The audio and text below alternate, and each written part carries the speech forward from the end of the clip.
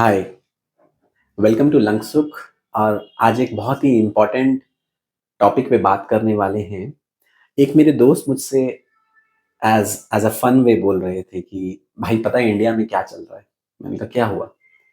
कहते हैं इंडिया में तो फॉग चल रहा है। तो एक बहुत ही फेमस एडवर्टाइजमेंट है जिसके अंदर इंडिया में तो फॉग चल रहा है, पर मुझे क्या लगता है कि आजकल जहां न्यूज़ खोलो वहां क्या चल रहा है?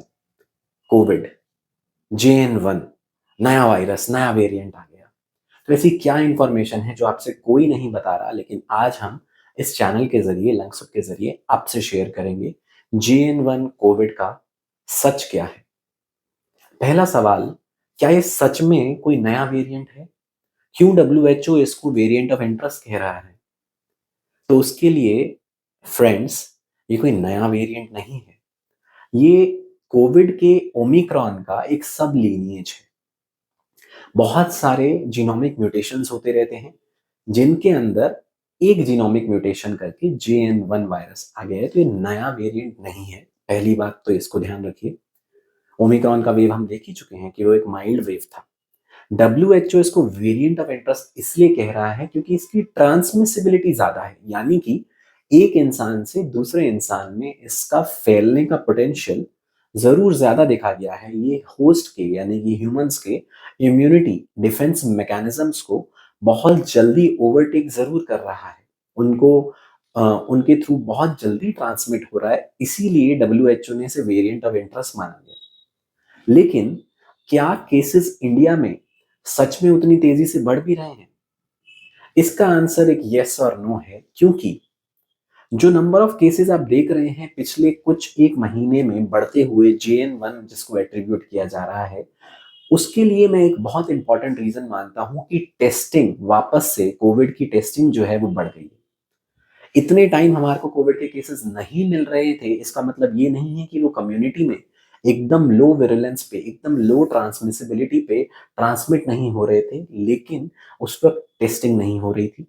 क्योंकि अभी दूसरी कंट्रीज के अंदर इसके केसेस देखने में मिले, हमने इंडिया में भी अपनी टेस्टिंग और सर्वेलेंस बढ़ा दी, जिसकी वजह से कुछ केसेस हमारे को देखने को मिल रहे हैं। और अभी भी उनका नंबर अगर आप देखें पिछले एक महीने के अंदर, कोई इतना बहुत ज्यादा नंबर्स आपको नहीं देखने को मिलेंगे। डिस्पाइट ये कहना कि उसकी ट्रांसमिसिबिलिटी ज्यादा है, फिर भी जो हम केसेस देख रहे हैं JN1 के, particularly they are in hundreds, हजारों में भी नहीं है, कुछ 100 के अंदर है। कौन कौन सी करंट स्टेट्स हैं मैं ये आपको जरूर बताना चाहूंगा जहां पर के इस वक्त सबसे ज्यादा केसेस JN1 के देखने को मिल रहे हैं। जैसा आप सबको मालूम है कि गोवा के अंदर अप्रोक्सीमेटली इस वक्त जो केसेस JN1 के हैं वो लगभग 40 के आसपास है। न्यूज का डेटा इसको 36-38 के करीब बताता है, पर जिस टाइम पे मैं ये वीडियो रिकॉर्ड कर रहा हूँ, जो डेटा मैं आपको बता रहा हूँ वो 2 से 3 दिन पुराना है। सो अप्रोक्सीमेटली 40 केसेस मेरी जानकारी में वहां पर हैं। कर्नाटका, जहां पे बैंगलोर के अंदर मोर देन 20 केसेस ही देखने को मिले हैं, कर्नाटका में ओवरऑल अप्रोक्सीमेटली 30 to 35 केसेस हैं। महाराष्ट्र और केरला तीसरे और चौथे नंबर पर आते हैं। फिर से अगर आप इन सब का भी टोटल कर लें, अप्रोक्सीमेटली 100 केसेस ही JN1 के हमारे पास हैं। तो क्या इसकी सिवियरिटी हुई? ये एक माइल्ड सब लीनिएज ओमिक्रॉन का है, जिसमें मेनली अपर रेस्पिरेटरी ट्रैक्ट के सिम्टम्स आ रहे हैं। अपर रेस्पिरेटरी ट्रैक्ट से क्या मतलब है? नजला, जुकाम, खांसी होना, गले में दर्द होना। अगर आप देखें, अगर आप फिजिशियन से भी पूछें, अगर आप चेस्ट स्पेशलिस्ट से पूछें, लगातार कुछ केसेस ऐसे आ रहे हैं जिनको गले में दर्द हो रहा है। ये दिल्ली में भी देखने को मिल रहे हैं। मैं JN1 की बात नहीं कर रहा हूँ।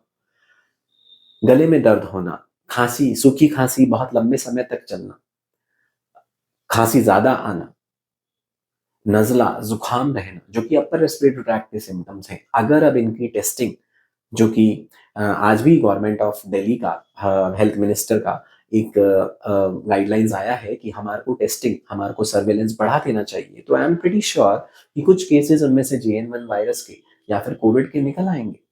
क्योंकि अभी तक हम टेस्टिंग जो है काफी ज्यादा लो लेवल पर कर रहे थे, इसीलिए ये केसेस पकड़ में नहीं आ रहे थे। लेकिन दोस्तों, मुझे ऐसा लगता है, being a chest specialist, being a pulmonologist, कि ऐसे कुछ केसेस हमारी कम्युनिटी के अंदर ट्रांसमिट हो ही रहे हैं पिछले कुछ सालों से, और सर्दियों के वक्त इनका ट्रांसमिशन बढ़ जाता है, जो कि बहुत ही कॉमन है वायरल इलनेसेस के साथ, इन्फ्लुएंजा के साथ, रेस्पिरेटरी सिंसिशियल वायरस के साथ।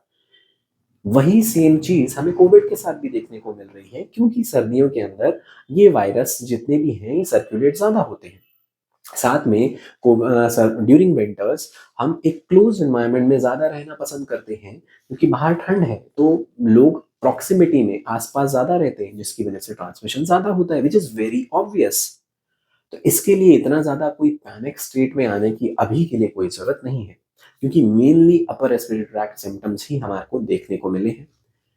जो भी अगर आपने न्यूज़ में सुना होगा या देखा होगा, कोई डेटा अगर स्टडी किया होगा, कुछ अगर सिवियरिटी केसेस में हो रही है, तो उसके लिए किन केसेस को स्पेशल प्रिकॉशन की ज़रूरत है, वही जो हम हमेशा से याद करते आए हैं।